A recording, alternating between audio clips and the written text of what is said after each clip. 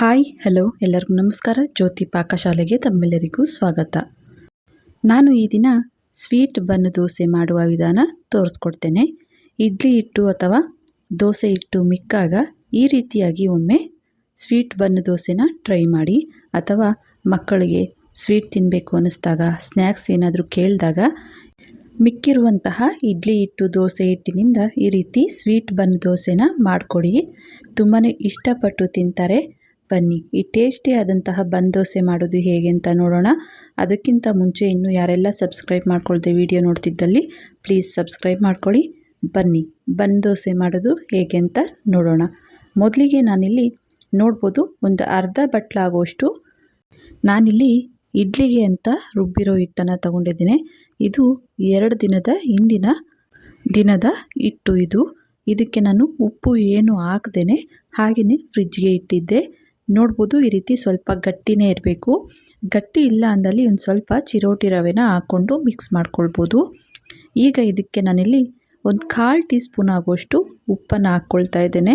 ಹಾಗೆಯೇ ಒಂದು 4 table spoon ಅಥವಾ ಅರ್ಧ ಬಟ್ಲಾಗುವಷ್ಟು ಬೆಲ್ಲದ ಪುಡಿ ಅಥವಾ ಬೆಲ್ಲನ ತುರಿದು ಆದರೂ ಸೇರಿಸ್ಕೊಳ್ಬೋದು.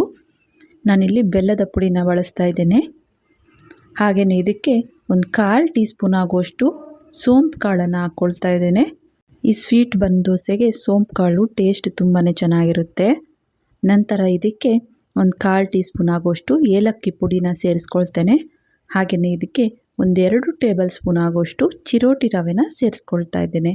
ಇವೆಲ್ಲವನ್ನು ಹಾಕಿ ಚೆನ್ನಾಗಿ ಇದನ್ನು ಮಿಕ್ಸ್ ಮಾಡ್ಕೊಳ್ತೇನೆ. ಚೆನ್ನಾಗಿ ಇದನ್ನು ಮಿಕ್ಸ್ ಮಾಡಿ ಬೆಲ್ಲ ಕರಗೋವರೆಗೂ ಇದನ್ನು ಈ ರೀತಿ ಕಲಿಸ್ತಾನೆ ಇರಬೇಕು. ಅಥವಾ ಇದನ್ನು ಒಂದು 3ರಿಂದ 4 ನಿಮಿಷ ನೆನೆಯಲು ಬಿಡಬೇಕಾಗುತ್ತೆ. ಚೆನ್ನಾಗಿ ನೆನೆಸಿದ ನಂತರ ಮತ್ತೆ ಇದನ್ನು ಚೆನ್ನಾಗಿ ಮಿಕ್ಸ್ ಮಾಡ್ಕೊಂಡ್ವಿ ಅಂದರೆ ಬೆಲ್ಲ ಚೆನ್ನಾಗಿ ಮೆಲ್ಟ್ ಆಗುತ್ತೆ.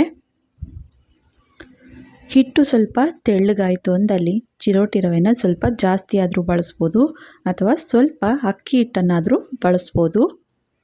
ನೋಡಿ ಚೆನ್ನಾಗಿ ಹಿಟ್ಟು ಕಲಸಿದ್ದಾಯಿತು. ಈಗ ನಾನಿಲ್ಲಿ ಬನ್ ದೋಸೆನ ಮಾಡ್ಕೊಳ್ತೇನೆ.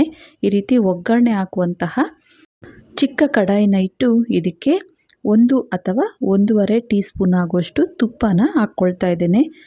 ತುಪ್ಪ ಅಥವಾ ಎಣ್ಣೆ ಯಾವ್ದು ಬೇಕಾದರೂ ಬಳಸ್ಬೋದು. ತುಪ್ಪ ಹಾಕಿದ್ರೆ ಟೇಸ್ಟ್ ಚೆನ್ನಾಗಿರುತ್ತೆ ಅಂತಷ್ಟೇ. ತುಪ್ಪ ಲೈಟಾಗಿ ಬಿಸಿಯಾದ ನಂತರ ನಾವು ಕಲಸಿಟ್ಟಂತಹ ಹಿಟ್ಟನ್ನು ಒಂದು 2 ಸೌಟ್ ಆಗುವಷ್ಟು ಹಿಟ್ಟನ್ನು ಸೇರಿಸ್ಕೊಳ್ತೇನೆ. ಗ್ಯಾಸನ್ನು ಲೋ ಫ್ಲೇಮಲ್ಲಿಟ್ಟು ಇದನ್ನು ಬೇಯಿಸ್ಕೊಳ್ಬೇಕಾಗುತ್ತೆ. 2 ಸೌಟ್ ಆಗುವಷ್ಟು ಹಿಟ್ಟನ್ನು ಹಾಕಿ ಪ್ಲೇಟನ್ನು ಮುಚ್ಚಿ ಗ್ಯಾಸನ್ನು ಲೋ ಫ್ಲೇಮಲ್ಲೇ ಇಟ್ಟು ಇದನ್ನು ಒಂದು 2ರಿಂದ 3 ನಿಮಿಷ ಬೇಯಿಸ್ಕೊಳ್ತೇನೆ. ನೋಡ್ಬೋದು ನಾನಿಲ್ಲಿ ಒಂದು 3 ನಿಮಿಷ ಬೇಯಿಸ್ಕೊಂಡಿದ್ದೇನೆ. ಚೆನ್ನಾಗಿ ಕಲರ್ ಬಂದಿದೆ ಒಂದು ಕಡೆ. ಇದನ್ನು ನಿಧಾನವಾಗಿ ಟರ್ನ್ ಮಾಡ್ಕೊಳ್ತೇನೆ. ಈ ರೀತಿ ನಾವು ಲಿಡ್ಡನ್ನು ಕ್ಲೋಸ್ ಮಾಡಿ ಬೇಯಿಸ್ಕೊಳ್ಳೋದ್ರಿಂದ ಚೆನ್ನಾಗಿ ಕ್ರಿಸ್ಪಿಯಾಗಿ ಬೇಯುತ್ತೆ ಅಂತ. ಮತ್ತೆ ಇದಕ್ಕೆ ಲಿಡ್ಡನ್ನು ಕ್ಲೋಸ್ ಮಾಡಿ ಮತ್ತೆ ಇದನ್ನು ಒಂದು 2 ನಿಮಿಷ ಬೇಯಿಸ್ಕೊಳ್ತೇನೆ. ನೋಡ್ಬೋದು 2 ಕಡೆ ಈ ಬನ್ ದೋಸೆ ಚೆನ್ನಾಗಿ ಬೆಂದಿದೆ. ಈಗ ಇದನ್ನು ಒಂದು ಪ್ಲೇಟಿಗೆ ತೆಗೆದುಕೊಳ್ತೇನೆ. ಕಡಾಯಿಯಲ್ಲಿ ತುಪ್ಪ ಸ್ವಲ್ಪನೇ ಇರೋದ್ರಿಂದ ಮತ್ತೆ ಒಂದು ಟೀ ಸ್ಪೂನ್ ಆಗುವಷ್ಟು ತುಪ್ಪನ ಹಾಕಿ ತುಪ್ಪ ಕರಗಿದ ನಂತರ ಮತ್ತೆ ಒಂದು 2 ಸೌಟ್ ಆಗುವಷ್ಟು ಹಿಟ್ಟನ್ನು ಹಾಕ್ಕೊಳ್ತಾ ಇದ್ದೇನೆ.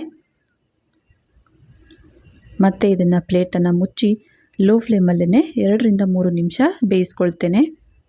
ನೋಡ್ಬೋದು ಒಂದು ಕಡೆ ಫ್ರೈ ಆಗಿದೆ. ಇದನ್ನು ನಿಧಾನವಾಗಿ ಟರ್ನ್ ಮಾಡ್ಕೊಳ್ತಾ 2 ಕಡೆ ಇದನ್ನು ಬೇಯಿಸ್ಕೊಳ್ತೇನೆ. ಮತ್ತೆ ಪ್ಲೇಟನ್ನು ಮುಚ್ಚಿ ಇದನ್ನು ಒಂದು 2 ನಿಮಿಷ ಬೇಯಿಸ್ಕೊಳ್ತೇನೆ. ನೋಡ್ಬೋದು ಸ್ವೀಟ್ ಬನ್ ದೋಸೆ 2 ಕಡೆ ಫ್ರೈ ಆಗಿದೆ. ಇದನ್ನು ಒಂದು ಪ್ಲೇಟಿಗೆ ತೆಗೆದುಕೊಳ್ತೇನೆ. ಕಡಾಯಿಗೆ ಮತ್ತೆ ಒಂದು ಟೀ ಸ್ಪೂನ್ ಆಗುವಷ್ಟು ತುಪ್ಪನ ಹಾಕಿ ಇದಕ್ಕೆ ಮತ್ತೆ 2 ಸೌಟ್ ಆಗುವಷ್ಟು ಹಿಟ್ಟನ್ನು ಹಾಕಿ ಪ್ಲೇಟನ್ನು ಮುಚ್ಚಿ ಲೋ ಫ್ಲೇಮಲ್ಲೇ ಇದನ್ನು ಬೇಯಿಸ್ಕೊಳ್ತೇನೆ. ಇದೇ ರೀತಿಯಾಗಿ ಮಿಕ್ಕಂತಹ ಹಿಟ್ಟಲ್ಲಿ ಸ್ವೀಟ್ ಬನ್ ದೋಸೆನ ರೆಡಿ ಮಾಡ್ಕೊಳ್ತೇನೆ. ನೋಡ್ಬೋದು ಸ್ವೀಟ್ ಬನ್ ದೋಸೆ ರೆಡಿ ಆಯಿತು. ಇವನ್ನು ಒಂದು ಪ್ಲೇಟಿಗೆ ಸರ್ವ್ ಮಾಡ್ತೇನೆ. ನೋಡಿದ್ರಲ್ಲ ಮಿಕ್ಕಂತಹ ದೋಸೆ ಹಿಟ್ಟು ಇಡ್ಲಿ ಹಿಟ್ಟಿನಿಂದ ಟೇಸ್ಟಿಯಾದಂತಹ ಸ್ವೀಟ್ ಬನ್ ದೋಸೆ ಮಾಡುವ ವಿಧಾನ.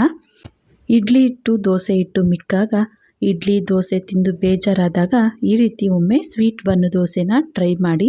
ಮಕ್ಕಳಿಂದ ಹಿಡಿದು ದೊಡ್ಡವ್ರ ತನಕ ತುಂಬಾ ಇಷ್ಟಪಟ್ಟು ತಿಂತಾರೆ. ಈ ರೆಸಿಪಿ ನಿಮಗೆ ಇಷ್ಟ ಆಗಿದೆ ಅಂದ್ಕೊಳ್ತೇನೆ. ಇಷ್ಟ ಆದಲ್ಲಿ ಈ ವಿಡಿಯೋಗೊಂದು ಲೈಕ್ ಮಾಡಿ.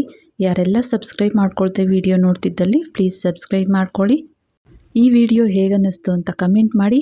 ಹಾಗೆ ಈ ರೆಸಿಪಿ ಇಷ್ಟ ಆದಲ್ಲಿ ನಿಮ್ಮ ಫ್ರೆಂಡ್ಸ್ ಆ್ಯಂಡ್ ಫ್ಯಾಮಿಲಿ ಮೆಂಬರ್ಸ್ಗೆ ಈ ವಿಡಿಯೋನ ಶೇರ್ ಮಾಡಿ.